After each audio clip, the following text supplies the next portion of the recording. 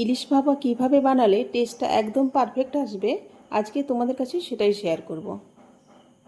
প্রথমে মাছের পিসগুলো ম্যারিনেট করার জন্য সামান্য পরিমাণ হলুদ, লবণ আর ম্যারিনেট করার সুবিধার জন্য 1 টেবিল চামচ সর্ষের তেল দিয়ে খুব ভালোভাবে মাখিয়ে নিতে হবে।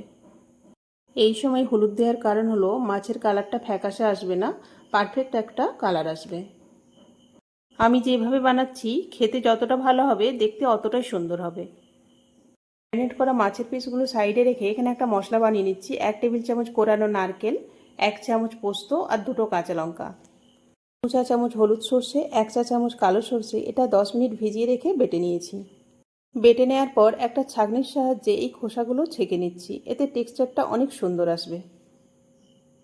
ওই ছেঁকে রাখা সর্ষের মধ্যেই কোরানো নারকেলের যে মশলাটা, ওই মশলাটাও ওর মধ্যেই দিয়ে দিচ্ছি।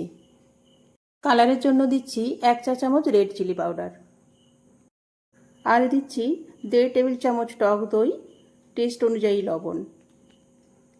এই রান্নায় তেলের পরিমাণটা আমি কম রাখবো, তাই এই সময় আমি তেলটা দিচ্ছি না। খুব ভালোভাবে মিশিয়ে নিচ্ছি। তোমরা যদি তেলটা পছন্দ করে থাকো এই মশলাটা মেশানোর সময় 1 টেবিল চামচ তেল অ্যাড করতে পারো। মশলাটা ভালোভাবে মেশানো হয়ে গেলে এখানে একটা টিফিন বক্স নিয়েছি, যেটা সবার বাড়িতেই থাকে। এই মশলাটা টিফিন বক্সের নিচে কিছুটা দিয়ে কোট করে নিচ্ছি। তারপরে মাছগুলো একে একে সাজিয়ে দিয়ে বাকি মশলাটা ওই মাছের ওপরে দিয়ে দিচ্ছি। এই সময় অবশ্যই লবণটা চেক করে নেবে। ওই বাড়িটা ধুয়ে 2 টেবিল চামচের মতো জল দিয়ে 1 টেবিল চামচ সর্ষের তেল ছড়িয়ে গার্নিশিংয়ের জন্য 2টো কাঁচা লঙ্কা ছড়িয়ে টিফিন বক্সের ঢাকনাটা লাগিয়ে দিচ্ছি। অন্য পাত্রে গ্যাসের মধ্যে জল বসিয়ে জলটা হালকা গরম হলে ওই জলের মধ্যে একটা স্ট্যান্ড বসিয়ে টিফিন বক্সটা বসিয়ে দিচ্ছি। জলের পরিমাণটা থাকবে টিফিন বক্সটা যেন সামান্য ডুবে থাকে।